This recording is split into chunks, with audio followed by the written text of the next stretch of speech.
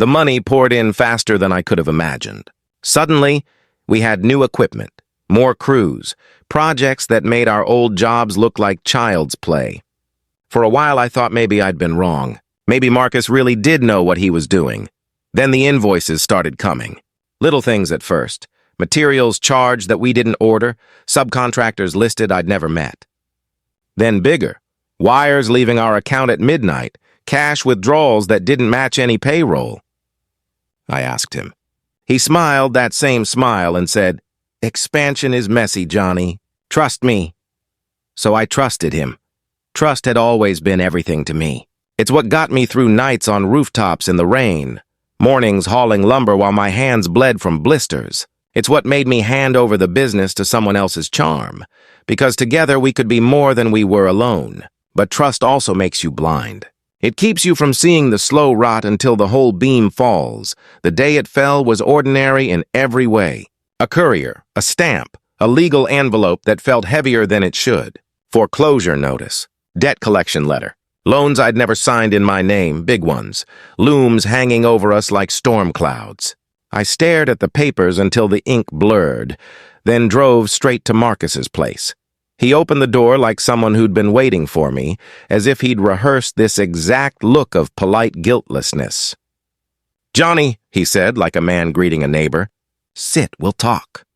Talk. He talked until my head ached. He used words like strategy and leverage. He explained away forged signatures as clerical errors and missing funds as temporary cash flow problems. When I demanded proof, he gave me numbers that danced and shuffled and never landed. At one point, he offered me a drink. He always had a drink ready, the easiest way to blur an argument into forgettable mistakes. It's strange how ordinary evil can be. You expect fury, you expect confession, you expect pain. Instead, you get a man arranging the cushions on his couch with an air of bored efficiency, as if he's rearranged your life before and it will come out fine. I didn't break that night. Not outwardly. I left, drove home under a sky that felt angry and distant, and sat on the edge of my bed, staring at those papers until the basement of the apartment building hummed with the normal noise of other people living ordinary lives. The world continued, indifferent. That's the worst part. Life doesn't wait for you to collect yourself. I could have gone to the police. I could have filed suits, called in favors, thrown everything into the courtroom and let a judge decide. But Marcus had friends, wealthy friends, men who didn't like interference, men who paid in ways that made law look slow and fragile. I'd seen enough around here to know that if I pushed the wrong end of the stick, it would snap back with teeth. So I did the opposite. I went quiet. Silence was the first tool I learned to wield. To anyone else, I was the broken partner, beaten, naive, ruined. I made sure my face and my voice matched the lie. I smiled at investors in meetings. I kept the accounts straight where I could. I joked about bad luck in the small talk. I answered calls with a steady tone. I learned how to be what people expected, but silence held a different life behind its eyelids. Every night I sat at the kitchen table with a lamp and a laptop and the soft clicking of old keys. I learned how to pull the threads Marcus thought were hidden. I started small, vendors' names on the invoices, tracing phone numbers, following the breadcrumbs of transfers that rounded corners he assumed were invisible. I learned to read bank statements like others read love letters. Where they hid payments, I found patterns. Where they buried accounts, I found registrants and P.O. boxes and shell addresses that smelled faintly of cigar smoke and downtown bars. Two things helped the slow work: patience, and the knowledge that the more time you give to a lie, the more it needs more lies to survive. A house of cards becomes obvious when you flick at the base. I also started making calls to people who owed him favors, quiet, casual conversations that left impressionable minds to wonder. I didn't accuse, I suggested. Have you seen these shipping manifests?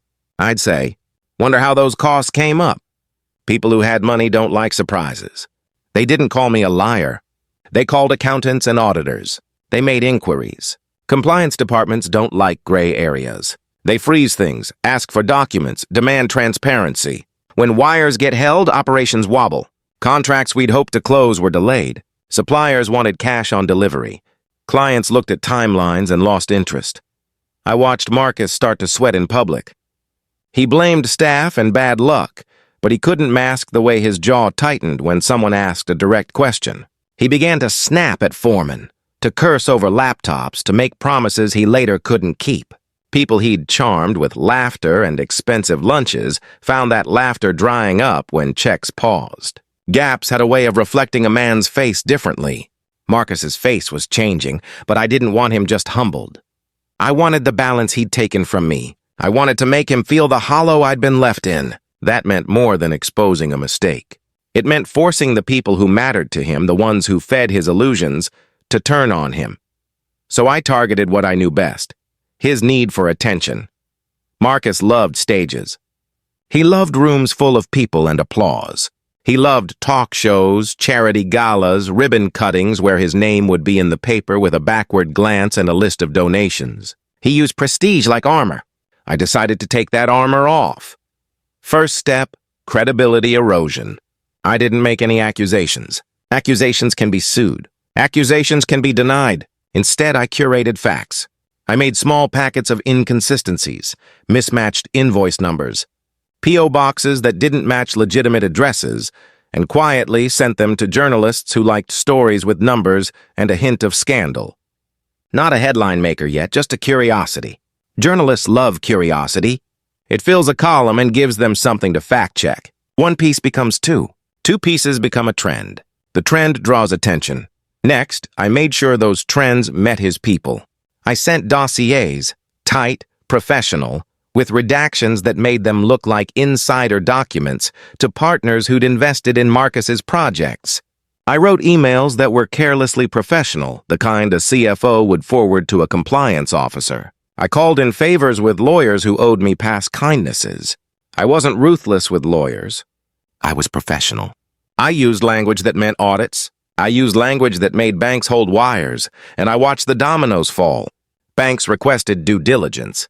Partners asked for progress reports. Investors, already skittish, began to ask for meetings. Marcus tried to swing charm like a blade and found it dulled. He started missing appointments, then lying about it, then exploding at assistants. The image he'd painted of himself cracked into visible lines. But public pressure isn't what finally broke him. The men he'd used, those private lenders we'd taken money from, are not sentimental. They're pragmatic and, when crossed, dangerous. I needed them to believe Marcus had wronged them.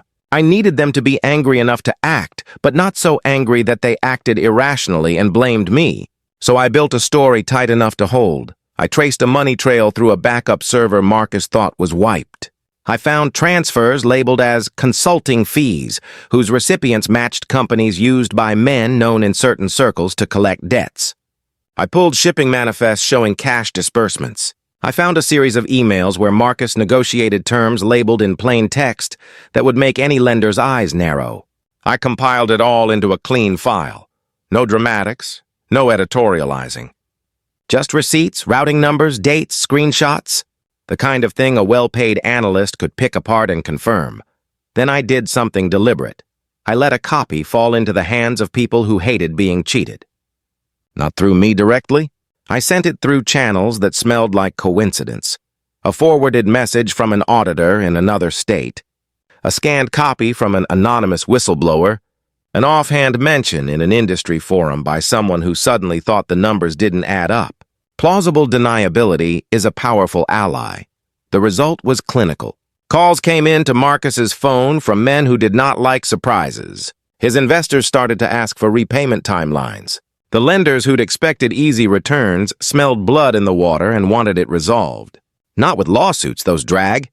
They wanted certainty. They wanted restitution. They wanted the man who'd taken from them to either give it back or disappear. One rainy Thursday night, after a charity dinner where Marcus had given a speech about building community, the irony tasted like bile, I waited under the awning of the hotel. He stepped outside alone, coat collar up, tie askew, a handler's smile that had been on stage not 20 minutes before. He smelled like expensive whiskey and perfume, like every man who thinks success is an extension of his worth. When he saw me, his swagger faltered. For a man used to being adored, fear is a look he's rarely practiced. "Johnny," he said, voice low, This is a mistake. It'll blow over. A mistake. That word hung in the humid air like someone's slow-burning matches. I stepped close enough for him to see the light in my face. No screaming. No threats. I handed him a small flash drive. He snatched it with animal quickness and slid it into his pocket without looking at me. Everything, I said. Your signatures, the accounts, the wires, it's all there. Copies are with people who don't file complaints. They collect. He laughed at first, half disbelief, half denial.